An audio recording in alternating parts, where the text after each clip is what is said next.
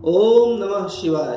आपका स्वागत है आपके अपने चैनल वास्तु गुरु में। इस एपिसोड में मैं सोमवार को किए जाने वाले व्रत की विधि व महिमा के बारे में विस्तार से बताऊंगा एवं सोमवार के व्रत की कथा भी सुनाऊंगा। यह व्रत भगवान शिव की कृपा प्राप्त करने के लिए किया जाता है। हमारे चैनल को सब्सक्राइब, लाइक और शेयर करें एवं बेल आइकॉन जरूर दबाएं, जिससे आने वाले हर एपिसोड की जानकारी आप तक पहुंचती रहे। क्योंकि हमारा चैनल व्रत, पूजा विधि, वास्तुशास्त्र, धार्मिक कथाओं की सही जानकारी आपको देता है। हम आपको वही जानकारी देते हैं जो कि प्रमाणिक हो। इस व्रत के विषय में नारद पुराण में वर्णन किया गया है। तो चलिए जानते हैं सोमवार के व्रत के विषय में। सप्ताह के पहले दिन यानी कि सोमवार को यह व्रत सोम यानी कि चंद्रमा व शिव जी की कृपा प्राप्त करने के लिए किया जाता है। सोमवार का व्रत श्रावण, चैत्र, वैशाख, कार्तिक और माघ महीने के शुक्ल पक्ष के पहले सोमवार से शुरू करना चाहिए। कहते हैं इस व्रत को 16 सोमवार तक श्रद्धा पूर्वक करने से सभी मनोकामनाएं पूर्ण होती हैं। वैसे तो यह व्रत कोई भी कर सकता है, पर कुंवारी कन्याएं विशेष रूप से इस व्रत को विधि विधान से करके मनचाहा वर पाने का आशीर्वाद पाती हैं। व्रत रखने वाले स्त्री पुरुष को चाहिए कि सोमवार को प्रातःकाल स्नान करके शिव जी का जल और बेलपत्र से पूजन करें। विधि पूर्वक पूजन करने के पश्चात ओम नमः शिवाय का जप करें। इस मंत्र का जप समस्त कामनाओं को पूर्ण करने वाला है। शिव पूजन के बाद सोमवार व्रत कथा सुननी चाहिए। इसके बाद केवल एक ही समय भोजन करना चाहिए। साधारण रूप से सोमवार का व्रत दिन के तीसरे पहर तक होता है।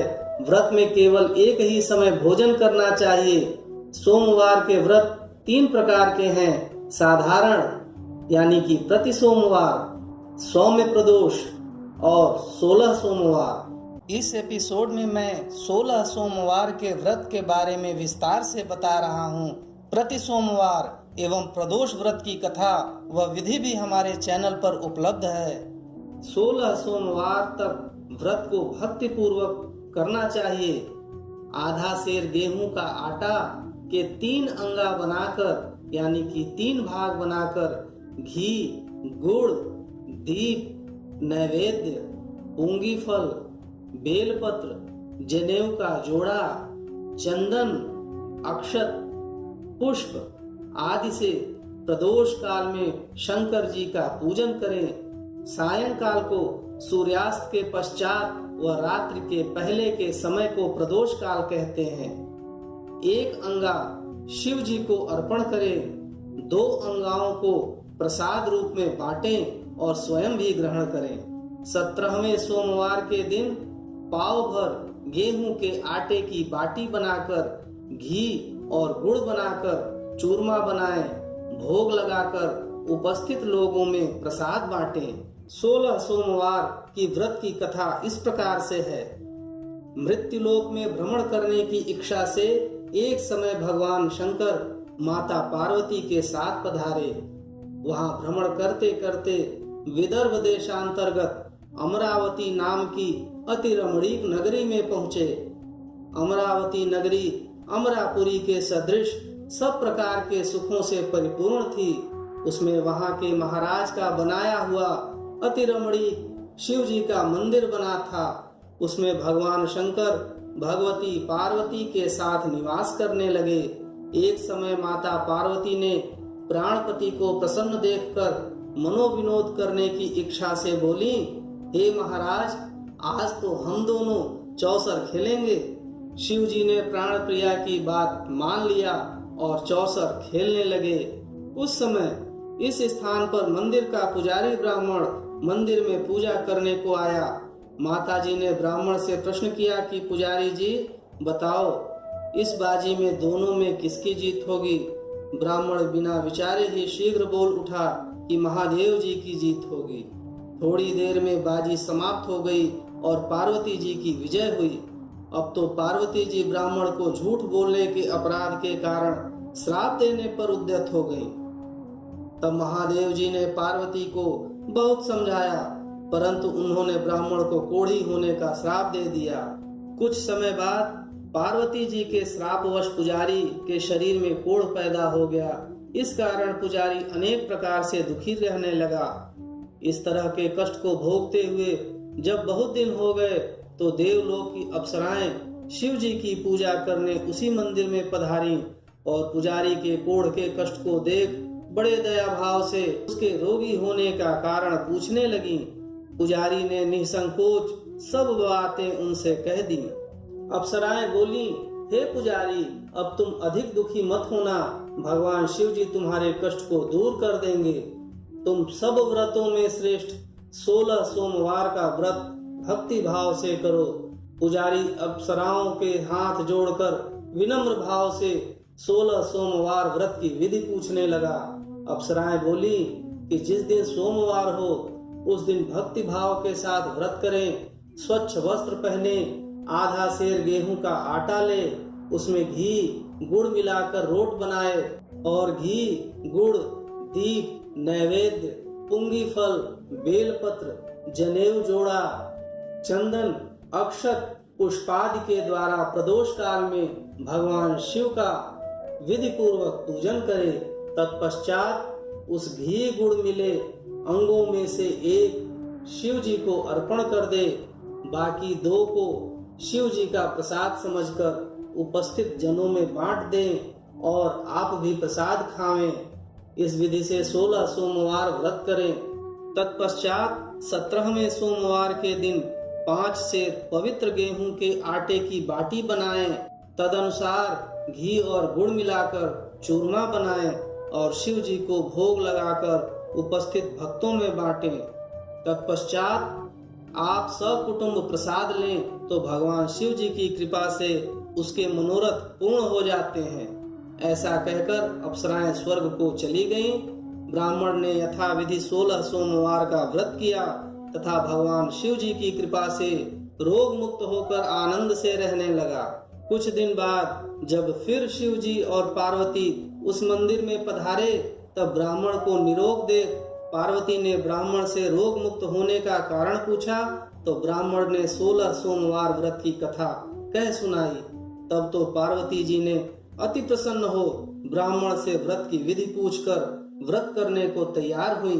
व्रत करने के बाद उनकी मनोकामना पूर्ण हुई तथा उनके रूठे पुत्र स्वामी कार्तिकेय स्वयं माता के आज्ञाकारी हुए।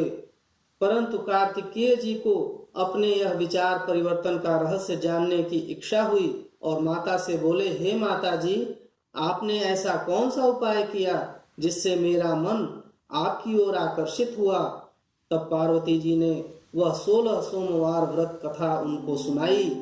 स्वामी कार्तिकेय जी बोले कि इस व्रत को मैं भी करूंगा, क्योंकि मेरा प्रिय मित्र ब्राह्मण बहुत दुखी मन से परदेश गया है, हमें उससे मिलने की बहुत इच्छा है। कार्तिकेय जी ने भी इस व्रत को किया और उनका प्रिय मित्र मिल गया। मित्र ने इस आकस्मिक मिलन का भेद कार्तिकेय जी से पूछा तो वो बोले, हे मित्र, हमने तुमसे मिलने की इच्छा करके 16 सोमवार का व्रत किया था। यथा समय ब्राह्मण मित्र को भी अपने विवाह की बड़ी इच्छा हुई। कार्तिकेय जी से व्रत की विधि पूछी और ब्राह्मण ने भी यथा विधि व्रत को किया। व्रत के प्रभाव से जब वह ब्राह्मण किसी कार्यवश विदेश गया तो वहां के राजा की लड़की का स्वयंवर था। राजा ने प्रण किया था कि जिस राजकुमार के गले में सब प्रकार श्रृंगारित हथनी माला डालेगी, मैं उसी के साथ अपनी पुत्री का विवाह कर दूंगा।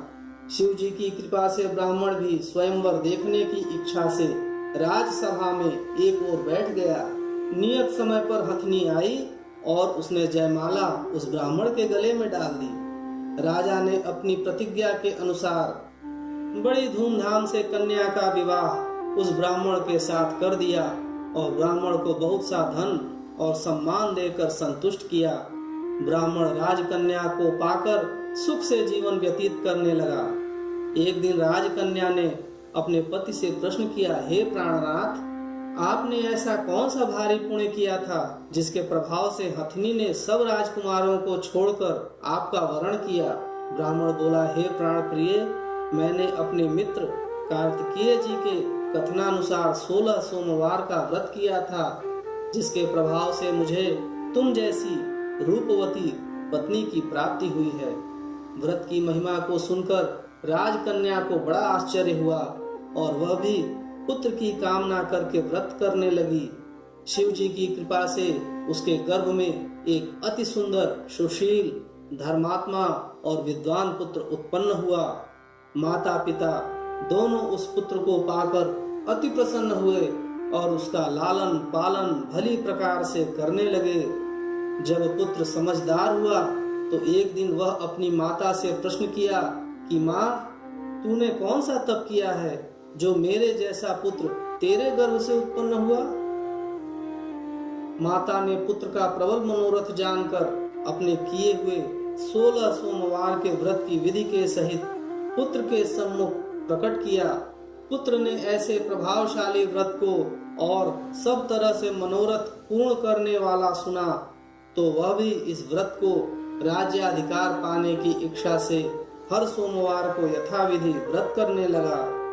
उसी समय एक देश के वृद्ध राजा के दूतों ने आकर उसकी एक राजकन्या के लिए वरण किया।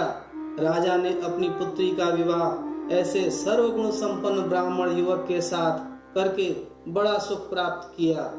वृद्ध राजा के दिवंगत हो जाने पर यही ब्राह्मण बालक गद्दी पर बिठाया गया, क्योंकि दिवंगत राजा का कोई पुत्र नहीं था।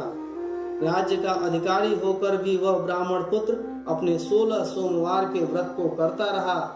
जब 17वां सोमवार आया तो ब्राह्मण पुत्र ने अपनी प्रियतमा से सब पूजन सामग्री लेकर शिवालय में चलने के लिए कहा, परंतु प्रियतमा ने उसकी आज्ञा की परवाह नहीं की।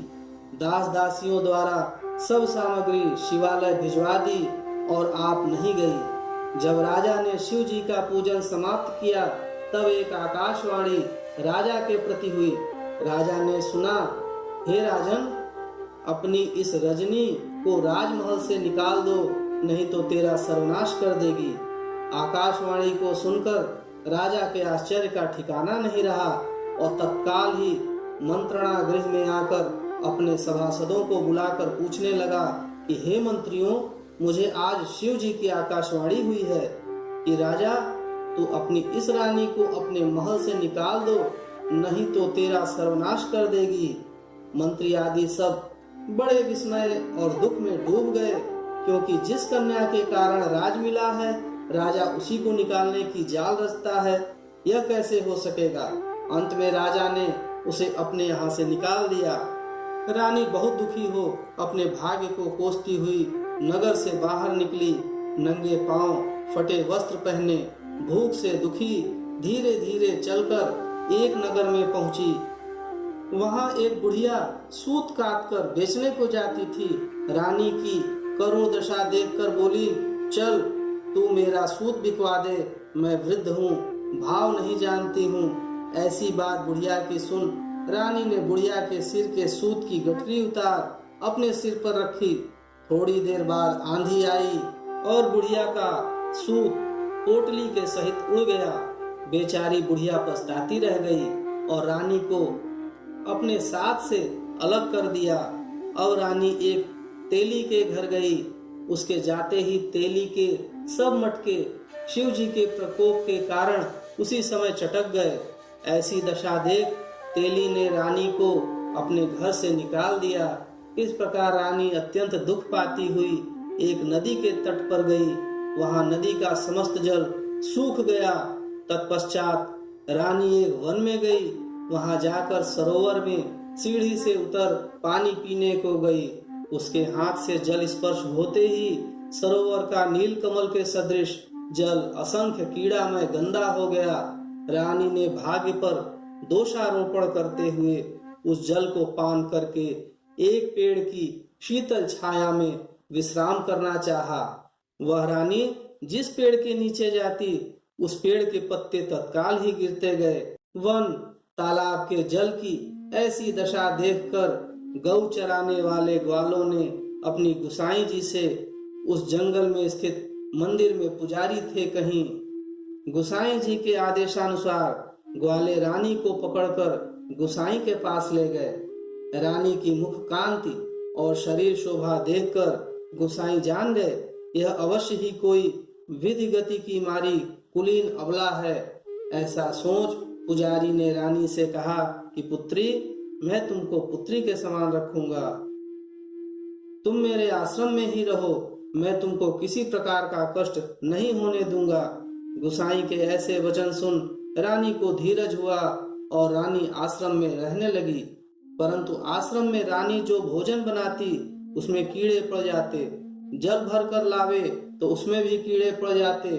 अब तो गुसाई जी भी दुखी हुए और रानी से बोले कि हे बेटी, तेरे पर कौन से देवता का प्रकोप है जिससे तेरी ऐसी दशा हुई है। पुजारी जी की बात सुन रानी ने शिव जी की पूजा करने न जाने की कथा सुनाई।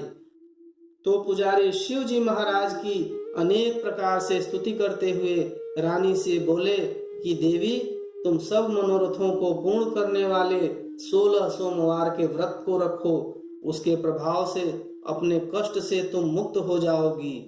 गुसाई की बात सुनकर रानी ने 16 सोमवार व्रत को विधि पूर्वक संपन्न किया और 17वें सोमवार को पूजन के प्रभाव से राजा के हृदय में विचार उत्पन्न हुआ कि रानी को गए बहुत ही समय व्यतीत हो गया, न जाने कहां कहां वह भटकती होगी, उसे ढूंढना चाहिए। यह सोच रानी को तलाश करने चारों दिशाओं में दूत भेजे। वे तलाश करते हुए पुजारी के आश्रम में रानी को पाकर पुजारी से रानी को मांगने लगे, परंतु पुजारी ने उनसे मना कर दिया। तो दूत चुपचाप लौट गए और आकर महाराज के सम्मुख रानी का पता बताया। रानी का पता पाकर राजा स्वयं पुजारी के आश्रम में गए और पुजारी से प्रार्थना करने लगे कि महाराज, जो देवी आपके आश्रम में रहती हैं वह मेरी पत्नी है। शिव जी के प्रकोप से मैंने इसको त्याग दिया था, अब इस पर से शिव जी का प्रकोप शांत हो गया है, इसलिए मैं इसे लिवाने आया हूँ। आप इसे मेरे साथ चलने की आज्ञा दीजिए। गुसाई जी ने राजा के वचन को सत्य समझकर रानी को राजा के साथ जाने की आज्ञा दी। गुसाई की आज्ञा पाकर रानी प्रसन्न होकर राजा के साथ महल में आई। नगर में अनेक प्रकार के बधावे बजने लगे। नगर निवासियों ने नगर के दरवाजे पर तोरण एवं बंधनवारों आदि अनेक प्रकार से नगर को सजाया। घर घर में मंगल गान होने लगे। पंडितों ने विविध वेद मंत्रों का उच्चारण करके अपनी राजरानी का स्वागत किया। ऐसी अवस्था में रानी ने पुनः अपनी राजधानी में प्रवेश किया।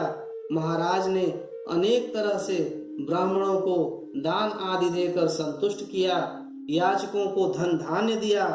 राज्य में स्थान स्थान पर सदा व्रत खुलवाए जहाँ भूखों को खाने को मिलता था।